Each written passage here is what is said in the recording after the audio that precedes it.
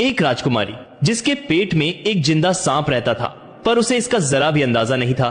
रात होते ही वह 7 फुट लंबा नाग राजकुमारी के होंठों के बीच से बाहर निकलता और महल को पार कर अंधेरे जंगल में चला जाता।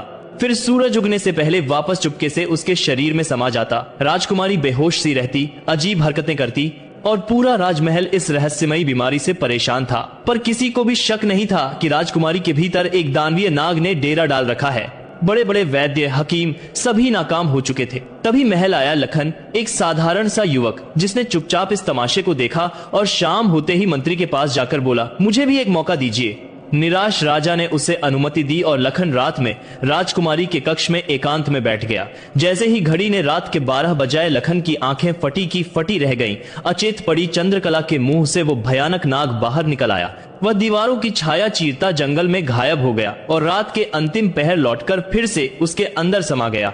लखन सारी रात सांस रोके यह दृश्य देखता रहा और उसे समझते देर न लगी कि राजकुमारी की बीमारी की असली जड़ यही नाग है। सुबह होते ही राजा घबराहट में दौड़ता हुआ आया। बताओ लखन, मेरी बेटी को क्या हुआ? क्या वह ठीक हो जाएगी?